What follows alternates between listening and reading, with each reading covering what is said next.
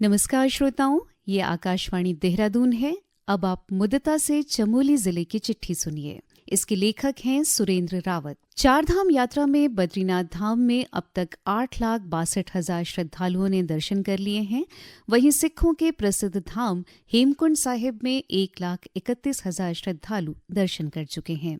बरसात के चलते यात्रियों की संख्या में कमी आई है। वहीं प्रशासन की ओर से भी श्रद्धालुओं की सुरक्षा को देखते हुए अपील की जा रही है। प्रशासन का कहना है कि मौसम विभाग द्वारा जब भी भारी बारिश को लेकर येलो और रेड अलर्ट जारी किया जाता है तो उस दौरान मौसम अपडेट को देखते हुए यात्रा कार्यक्रम बनाएं, क्योंकि बरसात के मौसम में जनपद में पागल नाला, खचड़ा नाला, भनेर पानी, छिनका के साथ दर्जनों ऐसे स्लाइड जोन हैं जो लोगों की आवाजाही को रोक देते हैं।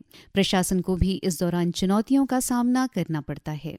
बरसात के मौसम में पहाड़ में जीवन जोखिम भरा हो जाता है। चमोली जनपद में बरसात के मौसम में जिला प्रशासन की ओर से सभी थाना चौकियों के साथ तहसील प्रशासन को अलर्ट मोड पर रखा जाता है। चारधाम यात्रा पर अब तक 4 लोगों की आपदा से मौत हो चुकी है। 9 जुलाई को बद्रीनाथ राष्ट्रीय राजमार्ग जोशीमठ ब्लॉक के जोगीधार के पास चट्टान टूटने से अवरुद्ध हो गया था। 3 दिनों की कड़ी मशक्कत के बाद मार्ग खुल पाया। पुलिस और प्रशासन की ओर से चारधाम यात्रा पर आए श्रद्धालुओं को जोशीमठ, पीपलकोटी, चमोली, नंदप्रयाग, कर्णप्रयाग के साथ गौचर में रोका गया। बीआरओ एनएच की टीमें 24 घंटे सड़क से मलबा हटाने में जुटी रहीं। इस दौरान पुलिस और एसडीआरएफ, एनडीआरएफ के जवान भी लोगों की सुरक्षा को देखते हुए लगातार मौजूद रहे। 3 दिनों की कड़ी मशक्कत के बाद सड़क सुचारू हो पाई और लोगों ने राहत की सांस ली।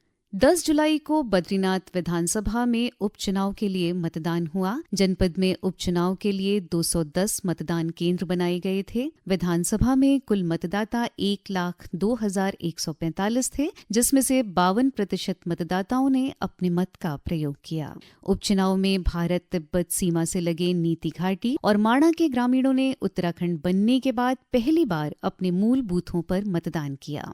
इससे पूर्व इस मौसम में कभी चुनाव नहीं हुए। गौरतलब है कि सीमांत गांवों के लोग शीतकाल के दौरान मैदानी क्षेत्रों में रहते हैं और वहीं अपने मताधिकार का प्रयोग करते आए हैं। 13 जुलाई को बद्रीनाथ उपचुनाव का परिणाम घोषित हुआ, जिसमें कांग्रेस प्रत्याशी लखपत बुटोला ने भाजपा प्रत्याशी राजेंद्र भंडारी को 5,224 मतों से शिकस्त दी।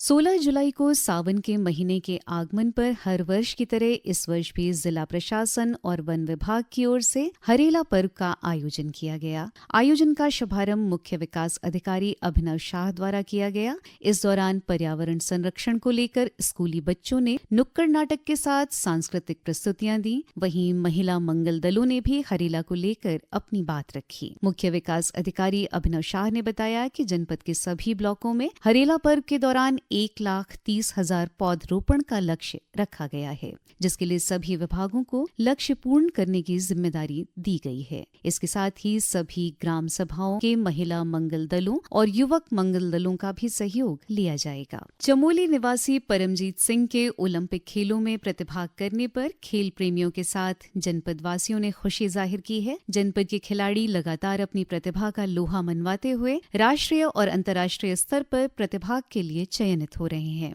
इससे पहले सगर गांव निवासी मनीष रावत ने भी वॉक रेस में प्रतिभाग करके अपने देश और प्रदेश का नाम रोशन किया था। और अब जनपद के परमजीत सिंह पेरिस में आयोजित होने वाले ओलंपिक खेलों में 20 किलोमीटर वॉक में भारत का प्रतिनिधित्व करेंगे। परमजीत सिंह के खेल कोच गोपाल बिष्ट ने बताया कि सीमांत जनपदों में प्रतिभाओं की कमी नहीं, बस बच्चों की प्रतिभाओं को निखारने की जरूरत है, जिसके लिए सरकार और सिस्टम को गंभीरता से सोचना होगा। बद्रीनाथ धाम में प्लास्टिक वेस्ट को नगर पंचायत प्रशासन ने आय का बेहतर संसाधन बना लिया है। यहाँ इस वर्ष अब तक नगर पंचायत की ओर से धाम में बिखरे प्लास्टिक कचरे का विपणन कर 2,61,500 रुपए की आय अर्जित की गई है। इससे जहाँ एक ओर धाम प्लास्टिक कचरे से मुक्त हो रहा है, वहीं नगर पंचायत को आय प्राप्त हो रही है। अधिशासी अधिकारी सुनील पुरोहित ने बताया कि बीते 15 दिनों में पंचायत प्रशासन की ओर से करीब 12 टन प्लास्टिक कचरे का निस्तारण कर 1,35,000 की आय अर्जित की गई है, जबकि यात्रा शुरू होने के बाद से अब तक बद्रीनाथ धाम से 31 टन कचरे का निस्तारण कर 2,61,500 रुपए की आय प्राप्त की गई है। इसके साथ ही जिले की चिट्ठी का ये अंक समाप्त हुआ। नमस्कार।